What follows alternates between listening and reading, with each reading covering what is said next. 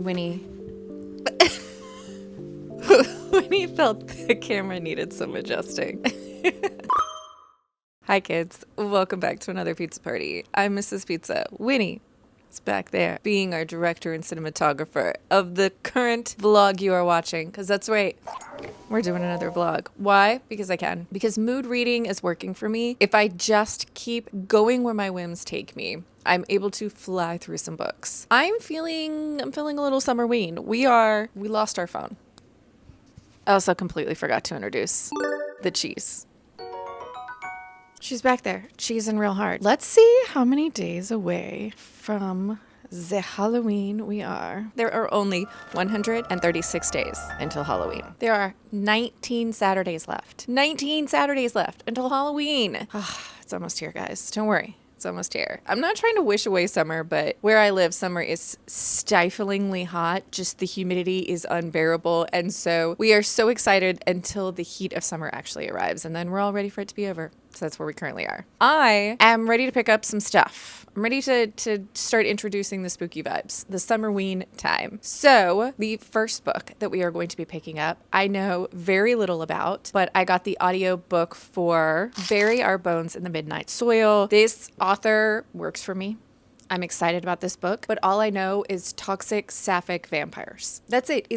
Do you need more? No. It sounds perfect for a summerween time. It sounds like mist rolling in and dark gothic nonsense, but also vampires kissing each other. That's what I'm hoping for. I don't know. I know nothing. So we're going to be listening to that. We are also going to be picking up The Haar. This is a creature feature. This is available on Kindle Unlimited right now, but as far as I know, this is a story of a small, I believe, Scottish town. Let me look this up before I start lying to you. It's a small island, I believe, in Scotland. Yes. It is a small Scottish fishing village that a billionaire has got his eye set on. He wants to turn this tiny, idyllic, beautiful place into a golf course. He is razing it to the ground and doing what he wants with it. And we have our main character, who I believe her name is Margaret, and she is an older woman who lives on this island. That is all I know. I'm assuming this has got the Fern Gully vibes, but make it for adults. Where the oozy stuff is actually the good guy. Like the pollution oozy thing, I think is actually going to be the good guy taking on the deforestation. I don't know if that's true. I really have no idea, but we're also going to be picking up The Haar. I don't know what physical book we are going to be picking up. I ordered some books a while ago. They are all spooky. Apparently this mood has been building for a while, but I don't know when they're going to get here. And I don't know which one I'm going to feel like picking up when they do get here. TBD. But let's spend some time in the air conditioning reading some spooky books.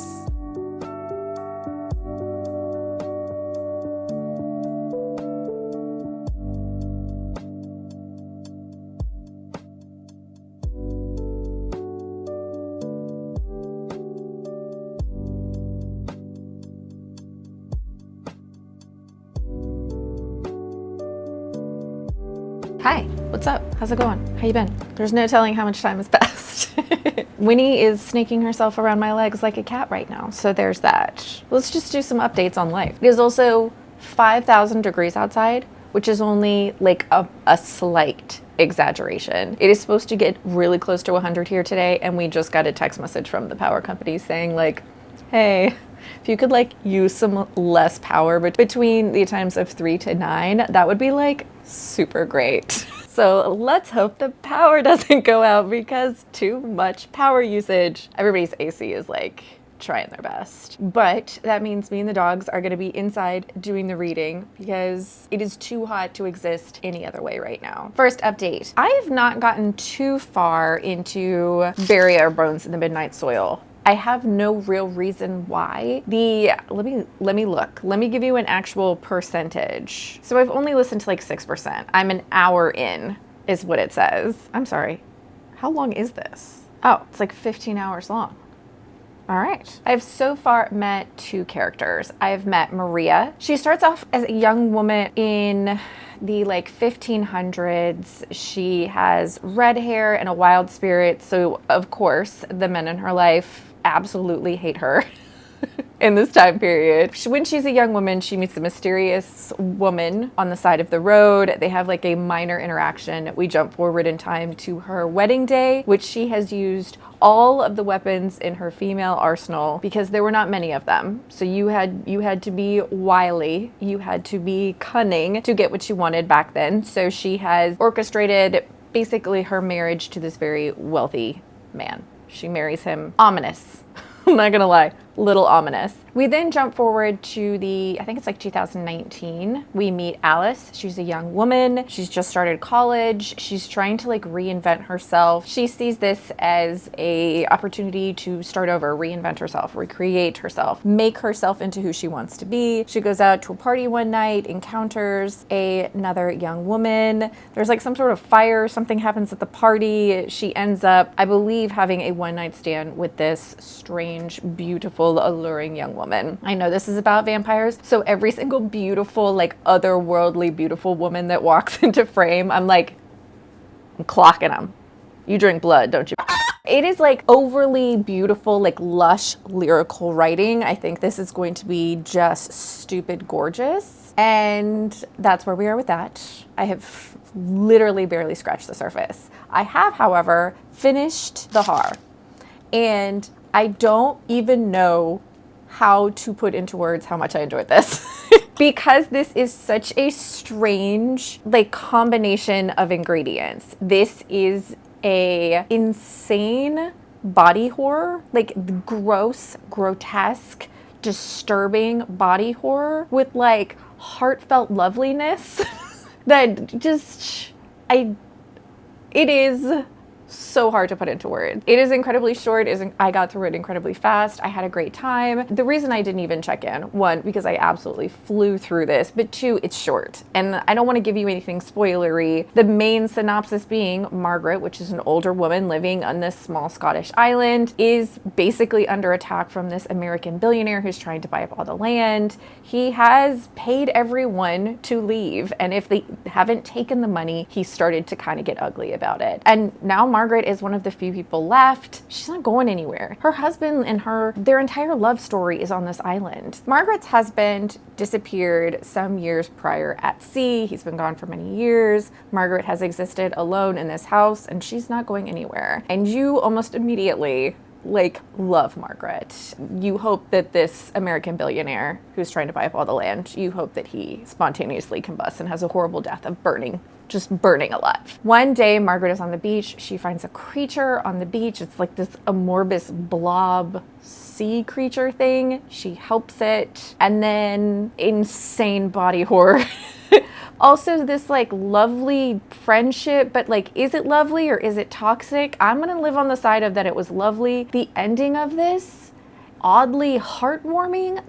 This is one of those horror books, and I've said this a lot, I love like a cozy horror. Is this cozy horror? Because this gave me cozy feelings, yet it was like absolutely disgusting. I don't want you going into this thinking like the worst thing that happens is like an old lady stumbles upon a dead body in the garden and her and the other old ladies drink tea and decide that the butler did it. This is grotesque and disgusting, but also lovely. I had a great time. I had a great time with the Haar. I don't know. I think we should still keep moving forward with slightly spooky. I'm feeling very fantasy right now. Maybe fantasy romancy. I don't know. So I don't know what I'm going to pick up on my Kindle. I am going to pick up. I lost it. Where did I put it? Oh, I brought it in here. I've decided to pick up Sour Cherry, which, let's talk about this cover, because this is super fun. I think this is a Blackbeard? Bluebeard. Bluebeard. Blackbeard was real. Bluebeard was not. I think this is a Bluebeard retelling. I don't really know if that's true, and I refuse to check. I don't know. This says this tale begins with Agnes. After losing her baby, Agnes is called to the great manor house to nurse the local lord's baby boy. But something is wrong with the child. His nails grow too fast, his skin smells of soil, and his eyes remind her of the dark forest. As he grows into a boy and then into a man, a plague seems to follow him everywhere. I think this is going to be these like female characters circling around this like these evil men. I don't know. This feels like, I feel like this is going to be very fever dreamy. I don't know. I literally don't remember why I was interested in this besides the cover. But like, I want to read it, so let's read it. Isn't that what we do? We'll see. We'll see what happens, you know?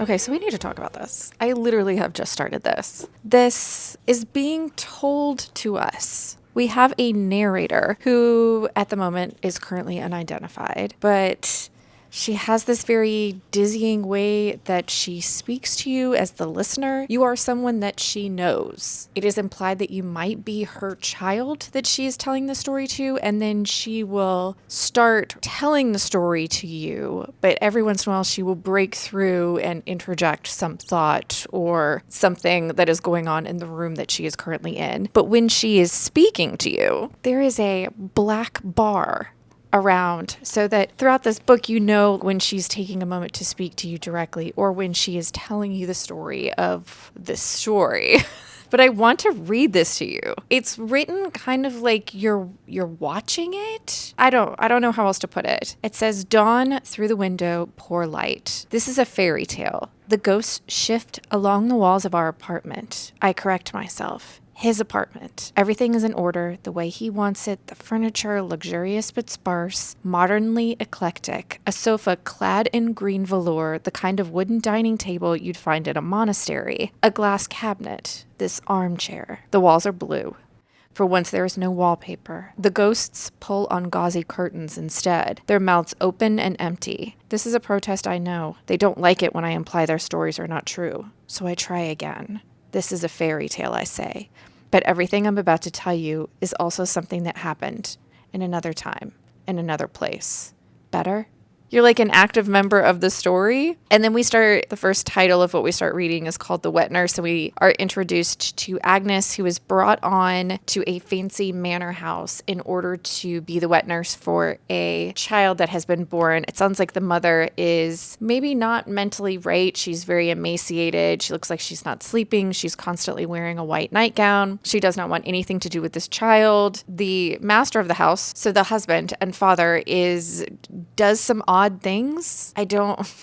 He just does some weird stuff, but he doesn't feel like a main player in this. He's very much a secondary character. So far, it's just Agnes and this child who is odd, and there's a lot of red flags popping up, but Agnes refuses to see them. She had previously lost a child, and so this is an opportunity for her to spend time and raise this child, even when she's no longer his wet nurse, when she's just kind of his nurse, I guess. She just sounds like her and this child just kind of like live in their own existence within this manor. But he smells like earth. His fingernails grow too fast. Every once in a while, she'll see something dark in his eyes. She's willfully ignoring that there is something off about this young child. I am intrigued. So far, I have no idea what is happening. Like, I know what's happening in both timelines because both the narrator is very good at explaining it, but I don't know why we have two timelines. I don't know.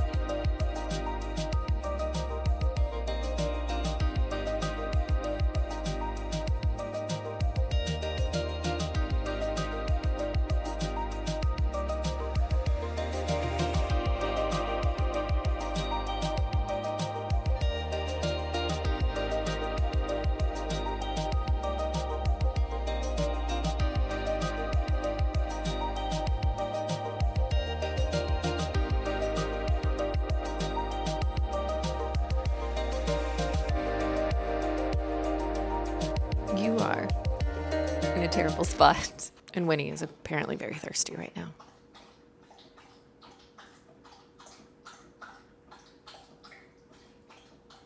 You good? You hydrated? Love that. We're here because we finished a book. I finished Sour Cherry. I ended up giving this 3.5 stars. I enjoyed parts of it. Or it's hard to say because I can't say I liked this part, I didn't like this part. There was just something missing from this. This book overall feels very dreamlike. From the initial beginning, you were told this is a fairy tale. You were being told a story that is a fairy tale. So when you look between the lines, you see the real story that the narrator is trying to give you. It is the story of cycles of trauma, of violence, of these women that are in relationships with these violent, awful, toxic men, whether they be the maternal figure to these men, whether they are a romantic figure to these men, whether they are a child of these men. The book kind of jumps to around in succession of who we are following. The main character of the story changes, but the through line is this very toxic, malignant male character. One of the things I will 1000% take away from this is they definitely talk about the ways these women that are stuck in these relationships with these men, how it is not always easy to get out of these situations. Sometimes they become complicit in some of the things that these toxic male characters do. They become like a reluctant accomplice to some of the horrible. And that age-old question of why didn't you leave? The refrain that is repeated in this by these ghosts, these metaphorical ghosts that surround our narrator is if you leave, you die. If you die, you stay. So it's this like, we're stuck here no matter what we do. Like death is not even an escape. You're stuck in this toxic situation, but it's all given to you in this like fairy tale quality story. When the narrator breaks from that every once in a while to let you know the setting they are in, what's actually physically happening, they place themselves in the story sometimes. So it is a fairy tale. It is a lesson. It is a magical, metaphorical version of what's truly happening to multiple women all over the world, given to you through the story of this like Bluebeard toxic character that brings like a plague with him wherever he goes. It was fine. Like I really liked parts of it. I thought it was really well done, but yet the reading experience can be a little confusing because it does have that dreamlike quality and you are just kind of following along, knowing this isn't going to end well. So I think like the ending of this really kind of saved it for me when the curtains start peeling back. Seeing what's being written between the lines is how we'll put it. I've also gotten a decent way into Various in the Midnight Soil, I think is what it's called. But I have plenty of thoughts and feelings on that, and I don't have time right now to chat about them. We are also going to pick up another book. I have tried maybe 10 different books on Kindle, and I'll read them, read a couple chapters, not feeling it, move on. So I'm thinking I might try something that's a little bit more hyped, a little bit more beloved, especially in the book talk community. Although I will say some of the books I've picked up have been Book Talk Recs, and they were trash, but not all of them. Book Talk doesn't always steer me wrong. I think it's the algorithm will throw you at people who do not have similar taste to you. They're like, books, all books, here you go. This person likes this book. And you're like, this person hates what I love and loves what I hate. Like, we are not the same. And that is fine. Everybody can have different tastes in books, but the algorithm's like, no, books are all the same. I am going to pick up this book. If I like it, I will tell you what it's called. If not, you'll never know. You'll never know.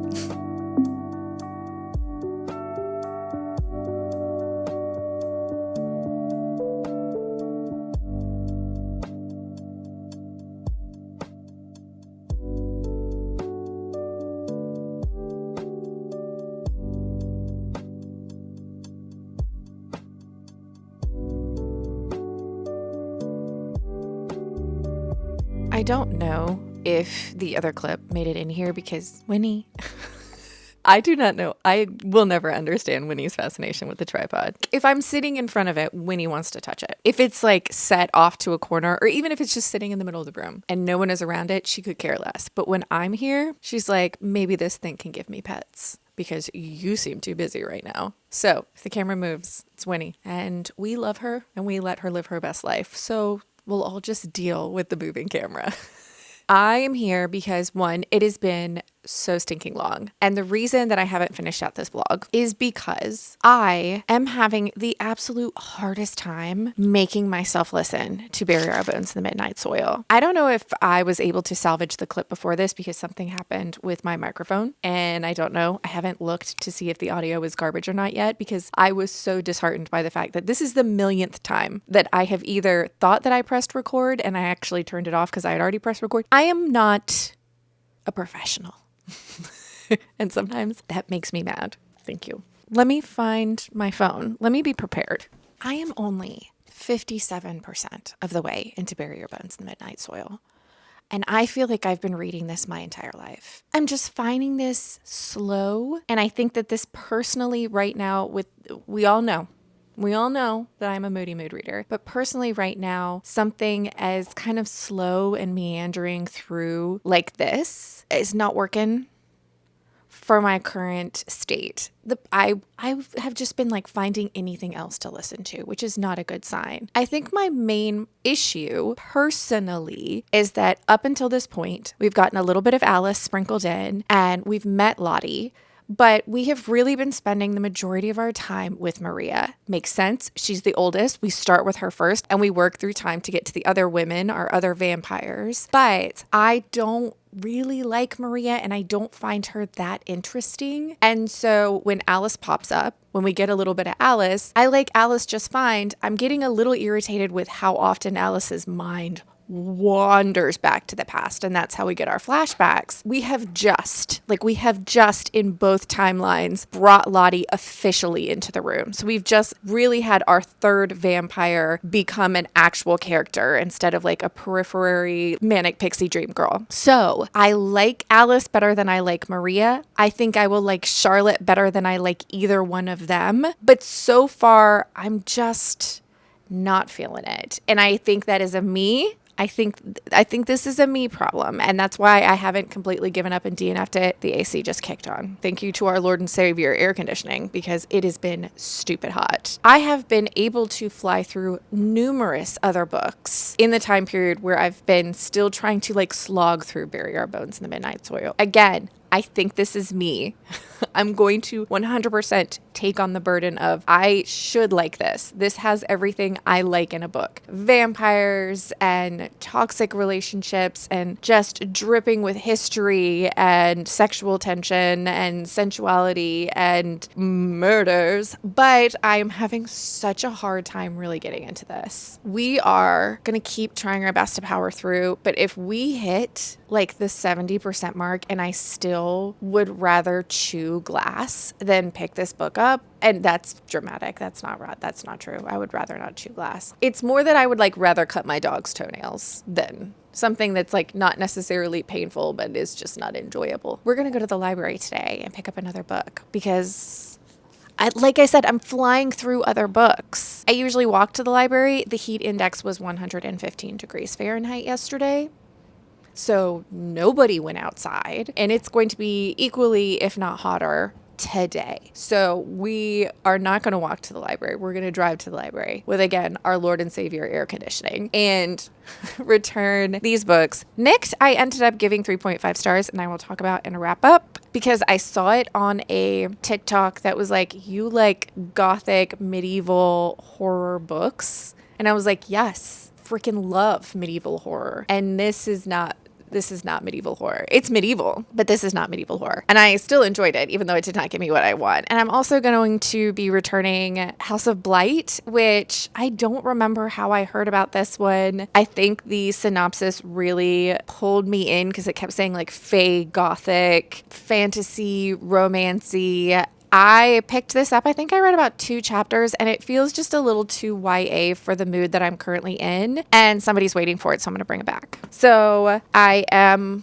most likely not going to talk about this on a wrap up because I didn't get that far in. We're going to go return these bad boys, pick up what's waiting for us at the library right now. And maybe this house needs to be cleaned up because yesterday was a rot day for both me and Mr. Pizza because it was 115 degrees. And so functioning, absolutely not. So I didn't really pick up the house like I usually do. I've got laundry running right now. So maybe I can convince myself to listen to more of the audiobook for Bury Our Bones in the Midnight Soil. Maybe it's the medium. Maybe if I had to physically read this, I would have already gone through it. Maybe I'm just in an audiobook slump and I didn't realize it. I am making all of the excuses for this book.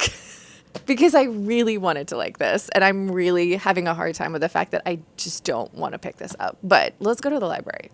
Yeah, let's go.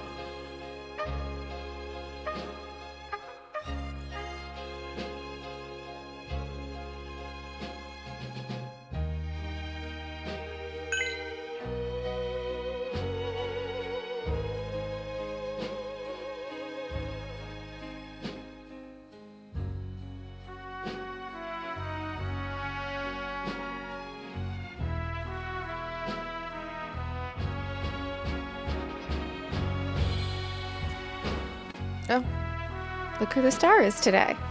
All right, I have some bad news. But before I start, I just want to let you know that I truly treasure your friendship, and I hope that we can listen and not judge. I am soft DNFing Bury Our Bones in the Midnight Soil. I have literally picked up anything else. When I start listening to this, I actually will get to the part where I will stop it and put on something else. I am going to own that I think this is a me problem because everything about this book should work for me. And perhaps if I did pick it up physically, life would be different. We'd be having a different conversation right now.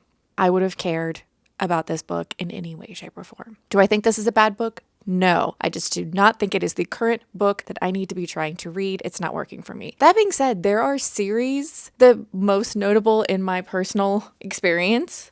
This one, I tried to read Discovery of Witches 3 separate times and DNF'd it every single time. And the 4th time I picked it up, I read all 3 books in one go, was totally invested. So there is a lot of timing that is important to when you are reading things. I know that about myself. And I know that 1, I will never finish this blog if I don't make some sort of executive decision on what's happening. 2, I don't want to read this. I don't want to read it. And that's okay. That's okay.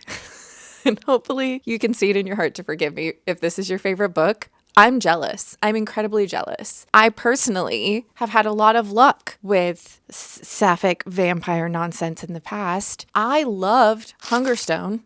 And that is sapphic, morally gray vampire nonsense. Really had a great time with that. If you too are struggling and you are wanting to scratch that itch, pick up Hungerstone. Really enjoyed it. But for some reason, I cannot get into this book and I'm going to have to throw in the towel. No one is more disappointed than me. Because I've made that decision, we can finally, for the love of God, end this reading vlog, because I'll Google it, how much closer we are to Halloween, because I know when we started, I don't know where my phone is. So editing me will do the work for me. But that's how many days until Halloween we have. That's how long I've been trying to read that book. We got to give up sometimes. We got to take the loss, But if you had fun hanging out with me and the dogs, please subscribe. I would truly appreciate it. I hope you're reading good books out there, wherever you are, and I'd love to hear about them. And if you hate me and want to scream angry things at me in the comments, that's also allowed. I'll just cry about it. It's fine. But that's it. I'll see you next time.